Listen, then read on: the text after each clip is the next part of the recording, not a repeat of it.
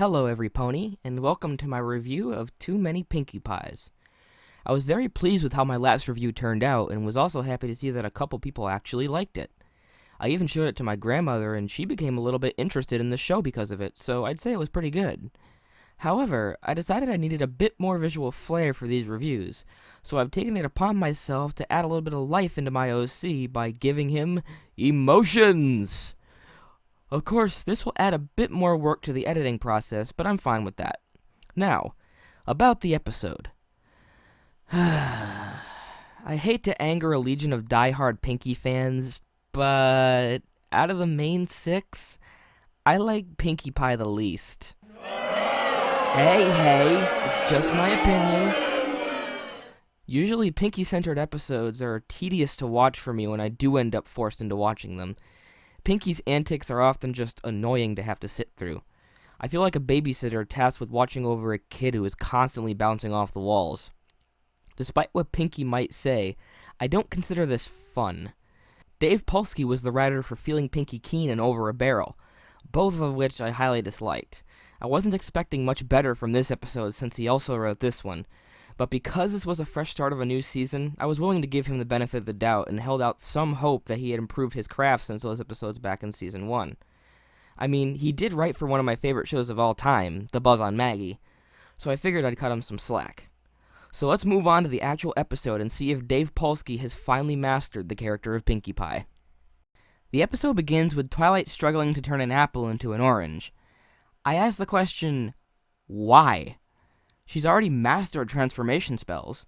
We've seen her transform a freaking apple into a carriage and mice into freaky-looking horse-mouse hybrids. Why would she need to be practicing this spell at all? Unless she's not actually practicing and instead changed her mind after ordering an apple from the cafe. But that would be the most needlessly contrived setup for comedic relief ever. What you doing? Trying to turn that apple into an orange. Which you kinda threw her in. I'm no fashionista, but if Rarity thinks this isn't her finest work, she's practically blind. I love this dress, and that's okay. Even though I'm a male pony with a suspiciously female design who has no interest in female fashion. Moving on. Once Pinkie hears about how Rarity made this fabulous dress, she regrets not being there to witness its creation and begins to worry that she's missing out on more fun with her friends at that very moment. This causes Pinkie to run around like a crazy pony to check on what all of her friends are doing, and she tries to spend a little bit of time with each of them. What you doing? This punk cloud got so heavy it's making fog. Figure I'll thin this bad boy out so it floats back up. One strength this episode has going for it is Pinkie's faces both in this scene and the paint drying scene near the end of the episode. They're both memorable parts due to their constant ability to make me laugh. Cue the theme song, then we cut to Fluttershy helping with Pinkie's exhaustion by treating her to some kind of butterfly massage. On a personal side note, this would not calm me down. I hate flying insects. That includes butterflies. Fluttershy, I love you, but keep your damn bugs away from me. I'm not having any of that. I do really like how Applejack and Rainbow Dash here have learned from the events in the Ticketmaster. Instead of fighting over who gets to hang out with Pinkie, which would not totally be out of character for them, they instead leave the choice to Pinkie and don't try to stress her out with the choice like they did to Twilight in that aforementioned episode. Once Pinkie realizes she can't commit her afternoon to both Rainbow and AJ, Twilight inadvertently inspires Pinkie to investigate the legend of the mirror pool, which we find out later lets a pony create copies of themselves. Then, through the magic of plot convenience, Pinkie accidentally stumbles into a hole that takes her right down to the legendary mirror pool she's been looking for. Oh,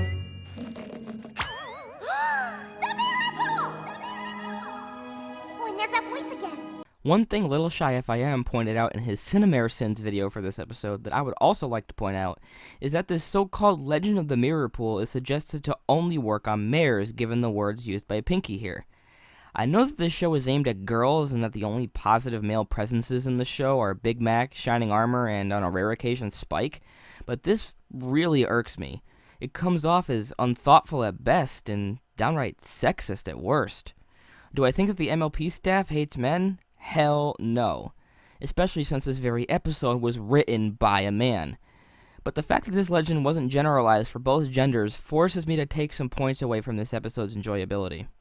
So Pinkie is successful in creating a clone of herself, which she sends off to help with Applejack's barn raising, while she goes to the watering hole to hang out with Rainbow Dash. It was good to see Rainbow Dash rereading Daring Do and the Quest of the Sapphire Stone, as it provides a callback to Read It and Weep, as well as a little bit of character development showing that Rainbow might be a little less self-conscious about reading in public. This one scene of Pinkie diving into the water really quietly with her crazy Pinkie physics is the biggest highlight of this episode for many fans, and I see why. Not only is this a really great moment of comedy, as this is completely random and unexpected, even by Pinkie's standards, but others like this scene for the improvement that is shown in Pinkie's character. I've seen other analysts point out that this scene is one of the extremely rare times in the show that Pinkie Pie is actually being considerate to others. Most of the time, Pinkie just wants to have her fun, and she often doesn't realize who she might be hurting with her hardcore desire to have that fun. Party of One, The Best Night Ever, and especially Luna Eclipsed, all show how Pinkie can have a tendency to take things a little too far when it comes to having a good time. This is a nice scene that does show how she is maturing from what I believe to be the events in A Friend Indeed. Cranky Doodle Donkey was the only character Pinkie ever met that refused to simply let Pinkie have fun at his expense, and by the end of that episode, Pinkie learns that it's good to let your friends have their alone time when they want it. She does have a couple moments of insensitivity next season as well, one of those cases being infamously terrible, but I'll come back to this thread of discussion when we reach those episodes. Overall, I would have to agree this is a core standout moment of the episode. Clone Pinkie tells the real Pinkie that she wasn't able to make it to Applejack's barn raising, so Pinkie gets the idea to create more copies of herself at the mirror pool to ensure that such a thing doesn't happen again. And it's at this point that Pinkie loses all control of the situation. The clones start cloning themselves over and over until there are, well, too many Pinkie Pies. No more Pinkies! I can't take it! Rainbow Dash inadvertently says exactly what I'm thinking. Since the Pinkie clones don't show the same amount of respect for others as the real Pinkie showed earlier, they start terrorizing the town, causing mischief wherever they go. Also, this constant utterance of the word fun created a meme at BronyCon 2014. Just go again, I guess. Is this fun? Do we keep going again?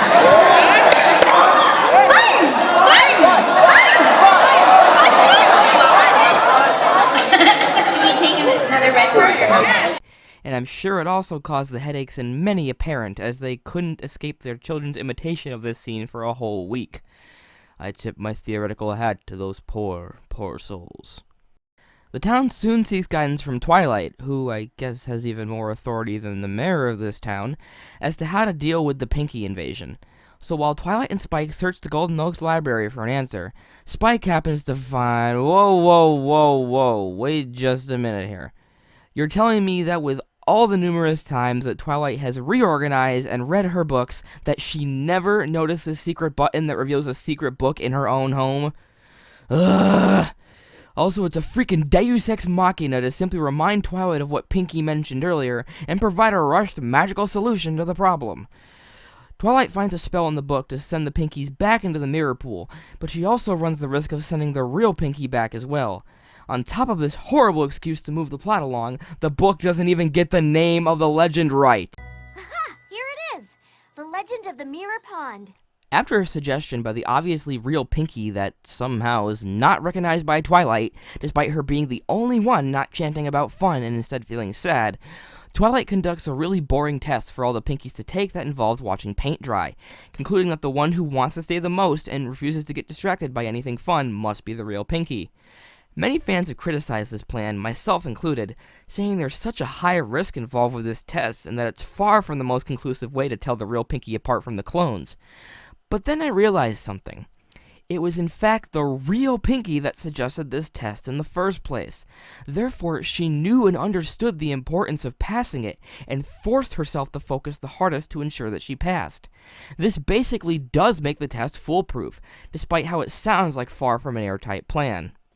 This testing scene did provide some really great comedic moments, including Pinkie growing fingers and the dreaded G3 Pinkie. The moral at the end of this episode is very shallow in my opinion. I can't see anyone who is beyond the age of 11 needing this lesson taught to them. It seems like a no-brainer to me that true friends will give you plenty of opportunities to spend time with them, and in the case of adults, I don't think dividing time up amongst your friends is even really that big of an issue. This lesson can work for kids who are still learning basic social skills, but has no bearing whatsoever for adults.